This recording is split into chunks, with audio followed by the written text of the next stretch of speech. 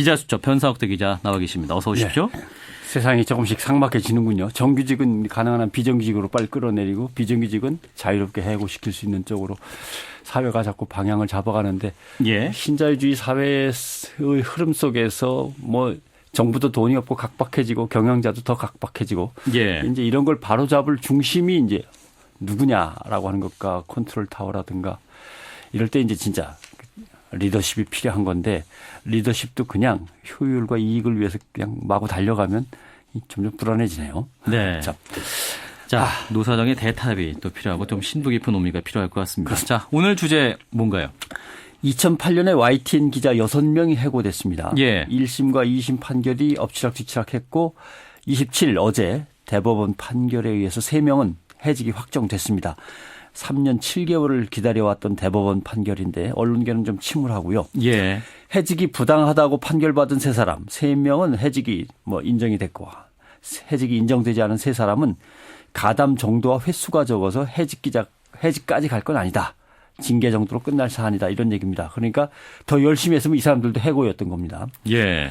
내용을 다시 점검하자면 YTN 사태는 권력이 언론을 넘보고 언론사 경영진이 권력에 유착하는 데 문제를 제기했던 이명박 정부 하에서의 첫 번째 자유언론 투쟁이죠. 예. YTN 기자들은 2008년에 이명박 대통령 선거 캠프에서 언론 특보를 지냈던 구모 씨가 낙하산 사장으로 임명되자 출근 저지 투쟁을 벌였던 겁니다. 그리고 이제 사측은 노조 지부장 등 핵심 인물을 해고해버렸고 대법원은 3년 7개월 동안 고민하더니 결국 3명에 대해서 해고 적법 판결을 내린 거죠.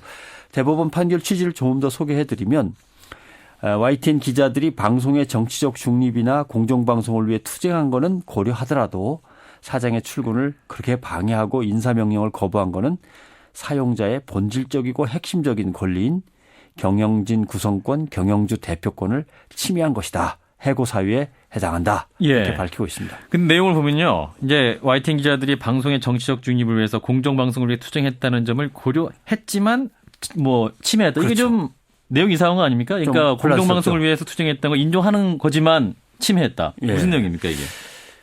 정치 권력이 선거 운동을 거둔 선거 캠프에 언론 특보를 낙하산 사정으로 내려보내려 하고 이사회는 그냥 그러시죠 하고 거수기 노릇을 하는데 이를 통과시키려고 할 때 사용자는 과연 누굴까? 이제 낙하산 사장인가? 이사회인가? 예. 아니면 사장과 이사회를 움직이는 그 뒤에 있는 권력일까? 이게 궁금한 거죠. 근데 대법원은 사용자의 본질적이고 핵심적인 권리를 침해한 거다. 이렇게 얘기했는데 그 사용자가 그럼 도대체 누구냐? 예. 이 문제에서 의문을 제기할 수 있고요. 또 YTN 기자들이 막으려 한 사용자가 과연 신임 사장이었냐 아니면 그 뒤에서 언론을 조정하려는 권력이었느냐. 예. 이걸 따질 때 YTN 기자들한테도 한번 물어볼 필요가 있는 건데요. 예. 물론 대법원도 지금 말씀하신 대로 인정을 하지만 판결에는 반영하지 못했습니다. 그런데 이제 이런 문제가 등장하죠. 모든 정치 세력이 권력만 쥐었다 하면 선거운동 캠프에서 언론 특보를 지낸 사람이나 권력의 충성을 맹세하는 사람들을 언론사의 경영진에 앉히려고 하고 그러는데 이 다음 대선을 치른 다음도 똑같을 거 아닙니까? 그렇죠. 그때 언론사 내부 조직원들은 무엇을 할 수 있을까? 권력과 사측은 저항하는 핵심 인물은 해고해버리고 나머지 동조자는 징계해버릴 수 있고 대법원 판결은 이를 보장하고 있는데 다음번에는 정말 가만히 있으라 세월호 가만히 있으라 하고 비슷해지는 거죠. 그래서 이런 점에서 참 어제 저도 암울했습니다. 그럼 앞으로 이런 일이 또 벌어지면 아예 사표를 쓰고 항의를 해야 되나? 직원들 어떤 언론사 기자들 입장에서는 그래도 사장과 대왕의 투쟁을 한 것이었고 그렇기 때문에 어떤 출근 저지라든지 나름 할 수 있는 최소한의 저항을 한 것이었고 원칙적으로 이런 것까지 봉쇄가 된다면 언론의 자유 어떻게 될까요? 글쎄요. 참 사장이라고 하는 새로운 사장에 대해서 저항했지만 사실은 그 본질적으로는 그 뒤에 있는 언론을 침해하려는 권력에 대한 이제 저항이었는데 이제 구분이 잘 안 되는 거죠. 언론의 자유, 언론사의 자유, 언론사주의 자유는 엄연히 다릅니다.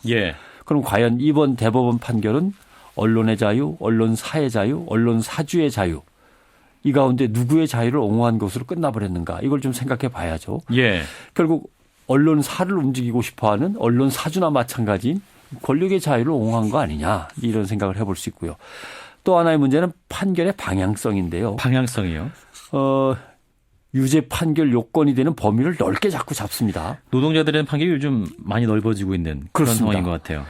노동자를 징계하는 요건의 범위가 자꾸 넓어지죠. 예. 사용자나 경영진이 징계할 수 있는 범위가 자꾸 이제 넓게 넓어지는 겁니다.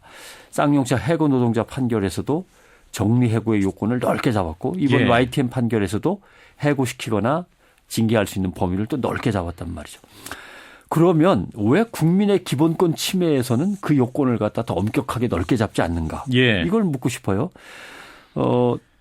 정권의 언론 자유 침해는 아주 좁게 잡아서 선거운동 캠프의 언론 보좌관이 언론사 사장을 맡아도 공정성에는 별 문제 없을 것이다. 국민의 언론 자유, 표현의 자유는 그렇게 침해받지 않을 것이다. 너무 이건 또 유순하게 잡아버린다는 거죠. 예. 그러니까 자꾸 경영자, 소유자, 이용자의 재산권을 강화하는 쪽으로만 판결이 쏠리고 있는 거 아니냐는 우려를 말씀하신 대로 낳고 있는 거고요. 예. 어제 대법원에서 판결이 내려질 때 한쪽에서는 쌍용차 해고 노동자들이 담배를 빡빡 피우고 있었습니다. 왜 그랬을까요? 사실은 YTN 기자들이 해고가 취소되면은 예. 축하한다고 꽃다발을 전해주려고 그랬는데 그 자리에서. 꽃다발을 갖고 왔는데 3명은 해고가 인정되고 3명만 해고까지는 넘어가고 이렇게 판결이 나버리니까 결국 누구한테도 꽃다발을 줄 수가 없는 상황이 된 거죠. 예. 쌍용차 노조원들도 언제고는 일터로 돌아갈 수 있을 거란 희망을 부여잡고 6년을 견뎌온 사람들입니다. 예. 26명이 화병으로 죽거나 스스로 목숨을 끊었습니다. 예. 그런데도 대법원은 역시 정리해고의 요건을 넓게 잡으면서 뭐 3천 명 정도도 정리해고할 수 있는 거 아니냐.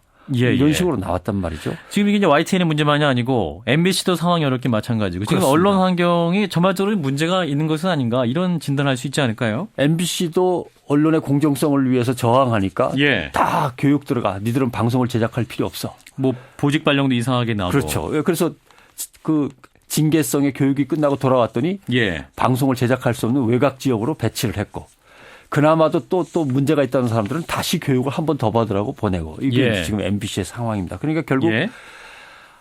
하나의 사회의 공공성을 위해서 뛰는 사람들의 예. 공공을 위해 뛰는 사람들의 공을 위해 일할 수 있는 권리 그 네. 영역이 자꾸 좁아지고 있다. 이런 점에서 법원이 이를 바로잡아줘야 되는데 법원마저도 예. 약자의 편이 여기까지 아닌 채. 듣겠습니다. 예. 네, 변상욱 대기자 수고하셨습니다.